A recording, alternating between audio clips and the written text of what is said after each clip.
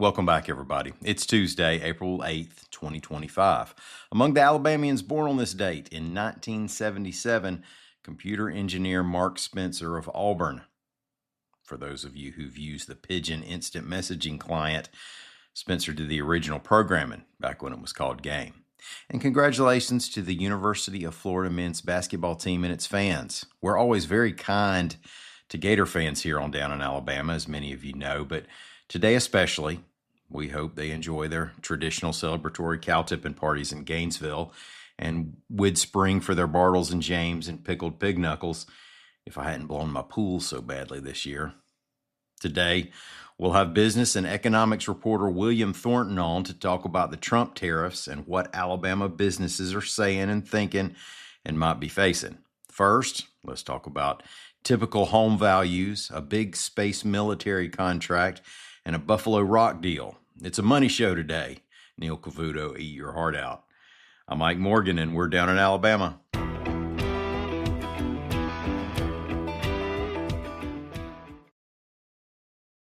The NBA playoffs are here, and I'm getting my best in on FanDuel. Talk to me, Chuck GPT. What do you know? All sorts of interesting stuff, even Charles Barkley's greatest fear. Hey, nobody needs to know that. New customers bet $5 and get $250 in bonus bets if you win. FanDuel, America's #1 sportsbook.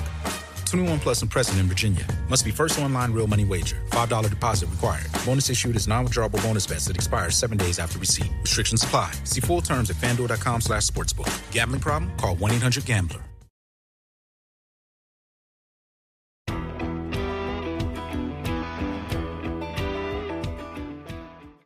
They keep telling us how cheap it is to own a home in Alabama. And by the numbers you can see, relatively speaking, that's very true. AL.com's Ramsey Archibald reports that the typical Alabama home is valued at $223,000. Now, that's based on data from Zillow. That $223,000 places us 8th least expensive in the U.S. Now, it's cheaper to buy a home in Iowa, Kentucky, Arkansas, Oklahoma, Louisiana, Mississippi, of course, and West Virginia. That doesn't mean you and I haven't been priced out of a few neighborhoods here in Alabama. Ramsey found that Mountain Brook, the new home of Paul Feinbaum, since I have to pick on somebody, can boast a typical single-family home value of around $936,000. Now, that's what we're calling the typical price of an entire city, not a high-end value. Nobody's close to Mountain Brook, but in a distant second place is Orange Beach at just over $685,000. That's closely followed by the Lake Martin town of Equality, Indian Springs Village in Shelby County, Jackson's Gap, Vestavia Hills, and Homewood. Those cities are all above the $500,000 mark. Another big U.S. Space Command contract has come down, and it means big work and big money for companies that are involved in highly sensitive rocket launches, reports AL.com's John R. Roby. United Launch Alliance and Blue Origin are receiving shares of the $13.6 billion contract through 2029. Those two companies build rocket engines and assemble space vehicles in Huntsville and Decatur. SpaceX also has a big part of the deal. The program is called National Security Space Launch. It funds the launching of satellites for national security purposes. As we talked about when we had John on the show in February, U.S. Space Force is ramping up its operations, and it means big work for the big defense and space companies in North Alabama. United Launch Alliance is a joint venture involving Boeing and Lockheed Martin. It was awarded $5.3 billion for 19 flights. Blue Origin is receiving $2.4 billion for 7 launches. Well, an iconic Birmingham brand has sold off part of its business, reports AL.com's William Thornton. Buffalo Rock divested its full-line vending operations to Five Star Break Time Solution and other canteen franchises. These vending operations are in 7,600 locations in 700 micro markets in Alabama, Georgia, and the Florida Panhandle. Buffalo Rock still has its Pepsi and Keurig Dr. Pepper bottling operations. Company leadership says the move lets them focus on their beverages. Buffalo Rock was founded in 1901 and is the company that brought us the popular Southern soft drink brands Grapico and Buffalo Rock Ginger Ale. Well, speaking of William Thornton, who reported that last story, we have one of our occasional longer second segments today, and he'll be in the guest seat. First, we're going to take a quick ad break. Today's a money episode, and we're going to try to get some of the action. Y'all stay with us.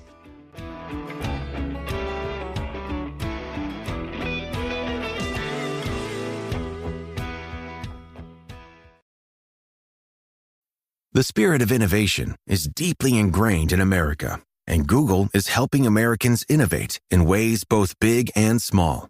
The Department of Defense is working with Google to help secure America's digital defense systems, from establishing cloud-based zero-trust solutions to deploying the latest AI technology. This is a new era of American innovation. Find out more at g.co/American innovation. This episode is brought to you by LifeLock. It's tax season, and we're all a bit tired of numbers. But here's one you need to hear. $16.5 billion. That's how much the IRS flagged for possible identity fraud last year. Now here's a good number.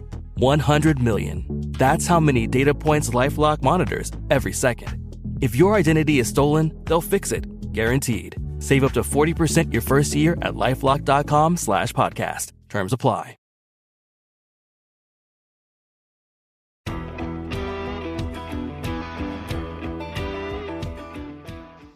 Hey, thanks for staying with us, everybody. Today, we're going to welcome back to the show a reporter who's been on the job for more than 30 years in Alabama. And I guess now Bill, I think it's for nearly a third of it, you've been covering business and economic stories in Alabama. William Thornton, thanks for taking time out for us today. It's good to be here. You know, I wanted to get you on for a couple of minutes or a few minutes to talk about the Trump tariffs. Now, everybody's talking about them from a national standpoint. One of Trump's hopes is that they'll spur domestic production by businesses. And speaking generally, economists hate them. The stock market seems to hate them. Labor unions love them. Some Republicans now love them. What do businesses in Alabama think about them at this point? Well, okay, so there's been a lot of attention paid to how tariffs are affecting corporations. Mostly people talk about the stock market or whatever. In Alabama, we might think of it in terms of the auto industry. Your first thought will be, okay, these are taxes that are paid on foreign produced goods, but they make cars in Alabama, so why should I be worried about tariffs? Well, it's like this. Your cars are assembled in Alabama. Some of the parts are made in Alabama, but not all of the parts are made in Alabama. It was scary there for a while for some of the automakers when it sounded as though Trump was going to tariff the parts that were made in Canada and Mexico, because a lot of the automakers, just about all the automakers, have some parts that are made in either one of those two countries. That doesn't seem to be the case now in terms of if they were under the previous Canada-Mexico trade agreement, then everything's okay. But you do have things like there are parts of Mercedes cars, for example, that are made in Europe and shipped to America. And, the first response people might have, of course, is, well, why don't they just make them here? Well, that's a great idea. The problem is you can't do that in a week. It takes a while for someone to move parts of their manufacturing from one continent to another. You can't just pick it up and move it, overnight. So you're inspiring these, but you're also penalizing them and the people who are going to pay for these things, because that's going to be added on top of their costs. But what a lot of people don't realize is this is going to affect small businesses more than anybody else. Some of the large corporations, they can eat some of this, they can pass it on to you. But for example, if I talked last week to somebody who does clothing, a lot of their clothing products are coming from overseas, China, India, Southeast Asia, and they have committed to buying this much of these groups at this price. Well, all of a sudden that price is much larger than they had anticipated. It's going to eat into their bottom line. And they also know that when you charge customers this much for a shirt and a week later it's going to be this much for a shirt, they're not going to deal with that very well. Hmm. They'll just go Right. someplace else. So the small business aspect of this is something that people are going to see more and more the longer this goes on, because it's going to start affecting people who have very small margins for profit and large expenses. One other thing that hasn't been as reported is debt. This is going to cause a lot of debt suddenly to become more of an issue, not just for large corporations, but for small businesses. And that could potentially, when you start talking about debt ballooning, debt defaults, things like that, then you start talking in terms of 2008 territory, Hmm. because that's how the last big economic meltdown happened prior to COVID, and nobody wants to go back to that. Yeah, I think it's a good point. It's easy to overlook that businesses, especially small ones, but all businesses, are also consumers. Um, Mhm. and is it an incentive for these big, huge companies to actually invest in America and at home? Sure, sure. Uh, let's take Mercedes, for example. Mercedes is already looking reportedly at moving development of another or manufacture of another vehicle to Tuscaloosa. Problem there is that whereas the reason that they came to America in the first place was in some instances labor driven, moving a car out of German manufacturing, you start messing around with the labor union agreements that you already have in place. Okay. So that could be a sticky point for them. If you want to know, okay, upside, naturally, everybody wants more American manufacturing, okay? Mhm. But how much of that, first of all, is translatable when you have so much automation? Uh, you're not going to have a plant, so to speak, that employs 2,500 to 4,000 people like you may have had in the 50s and 60s. Right. And by the way, that's not NAFTA that did that. That is automation. That's technology. Mhm. And if you look at a graph of where or where American manufacturing was post World War II, it's been a steady decline, and it was declining long before anybody negotiated NAFTA. Yeah, Okay, that's right. the difference is that you have a lot of jobs, for example, like the manufacture of iPhones. Okay, iPhones are manufactured overseas. Why? Because it's labor intensive, a lot of little parts, and they can do it cost effectively in countries where they don't have to pay people as much as they do in America. Do you want those jobs back? It's well, there's an upside to that. That's more people employed, but the downside of that is your iPhone is going to go up in cost. Uh, Not to mention the fact is the larger question here is: do we really want to be manufacturing everything? President Trump laid out tariffs on just about every country out there with the idea of bringing manufacturing back. Plus, there were a lot of other stated causes for this. But how much of that action do you really want back here?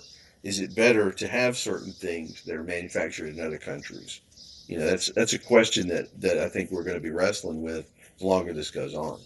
Yeah, and I think let me ask this question. It kind of dovetails with that.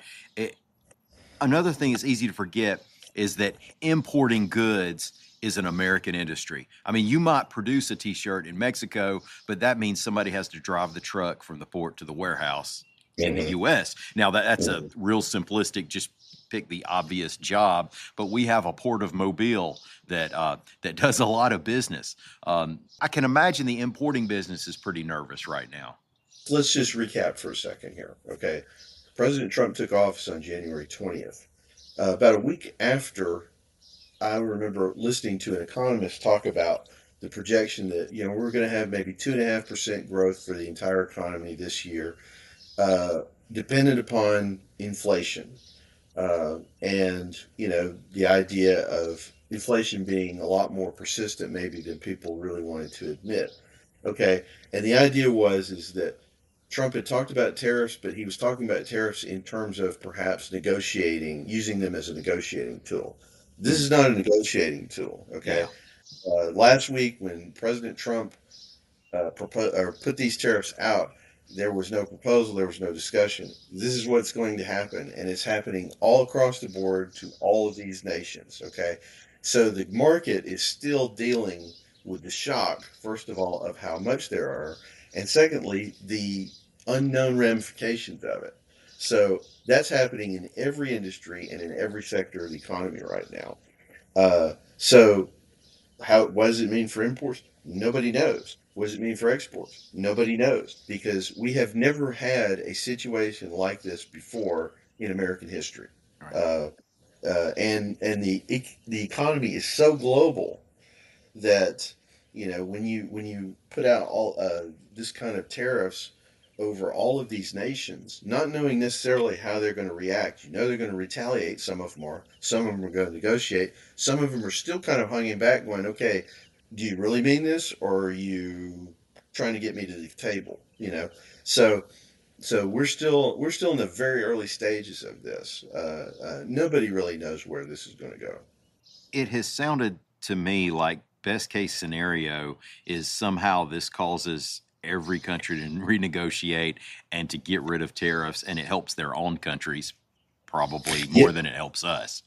yes, but I'll point out, okay, that's not what President Trump is saying, and he's the one that's driving the truck here. President Trump says he wants manufacturing to come back to America and he wants to get rid of this trade imbalance that he feels has been going on for too long, where people have taken advantage of America through trade and through imports and exports. Mhm. Okay, that's a totally different Yeah, set of circumstances than what the market is hoping will happen. yeah. Whereas this is used as a negotiating tool. They want a quick end to this. President Trump is not talking about something quick. He's talking about this is a multi-year, in theory, um, um, commitment by thousands of corporations to inshore. Okay, so there's two different things going on here, and frankly, nobody, like I said, nobody really knows this. They hope it's coming this way. They want a quick resolution. That's not what President Trump's talking about. In Mhm. fact, he's told members of his administration not to talk about negotiation. This is the way it's going to be. Now that could change. He's changed his mind a couple of times with regard to say how he did Mexico and Canada. But I'll point out even in those positions, he did not stop the tariffs. He paused them and then he imposed them again. So, Uh-huh. where this goes, Yeah, yeah. I mean, it's up to him. And you're starting to hear people in Congress talk about maybe we need to pull back some of this power that we've given. But that's not going to happen overnight either, because it's going to have to be debated, negotiated, all this kind of stuff. There'll be court challenges. We may be in for this for a while. Yeah. Well, if there are any economic forecasters in the audience listening, or businesses trying to project what's going to happen, I can tell you this because Trump has absolutely been consistent on this, because I remember watching way too many late night talk TV shows, and he used to go on, and that was his big applause line, was that when they would ask him if he'll ever run for president, he talked about being taken to the cleaners by China. And although a lot of economists aren't worried about trade deficits, and they're like, well, the buyer and the seller make out when you do a deal. He doesn't like it, so I would imagine we'll keep seeing this. I'll point out, he was talking about tariffs back in the 80s. Yeah. And at that time, the big culprit was Japan, and nobody really talks about Japan now the way that they did in the late 80s and early 90s, because Japan in some ways has been surpassed by South Korea, Germany, some of the Eastern European countries like Poland, Hmm. in terms of their ability to adapt. I would not. Okay, so yeah, stock market's awful right now, and may be awful for a while, but I would say, you shouldn't underestimate the ability of people who are creative at making money to somehow weather the storm. Uh, but there's a lot of red flags going off right now that are going to trigger other things. And like in a war, if people are talking about a trade war. In a war, you can have a plan, but the unexpected comes along, and suddenly your plan is out the window because you have to deal with the events on the ground. And so, what will be interesting is to see how, if, the events on the ground, whether it's the stock market or what other countries do, or the business community, or, even Congress, how they react to some of what they're going to see, and how Trump reacts to their reaction is going to be interesting to see over the next few months. Well, we certainly are going to learn a lot, one way or the other, or even both ways, over the Mhm. coming months and couple of years. Bill, what else is going on in your world? Anything you need to tell us about from your beats or your life or what? This is it right now. I mean, Yeah. we're one thing we're looking at is if Mercedes moves some of their production. You've also heard something about Mazda perhaps doing something like that. Uh, Uh, Hyundai made a big deal about how much they were investing. I think it's $21 billion over the next 10 years in American manufacturing. It's possible that some of that may be coming to Montgomery. They already have committed to this. They just opened up a very, very large manufacturing factory in Savannah, or outside of Savannah, Georgia. mm. That's going to be working with that plant, the Kia plant. It's going to be working with the Kia plant in West Point, Georgia. So, I mean, there's a lot of things that can happen, and maybe happen pretty quickly, based on the fact that they have existing stuff here. That, it's going to be later on. It's where people have to build to come here. That's going to be, possibly where you see the real action. Okay. All right. Well, I appreciate it, Bill, and be sure to come back on and we can talk about the Trump miracle or the Trump recession or wherever we go from here. We'll do it either way. Whatever. I'm not going to touch that. Let's just say. All right. Thanks everybody out there for listening to us. We're going to be back bright and early in the morning. Until then, as always, come on by and see what we're doing on the internet at al.com.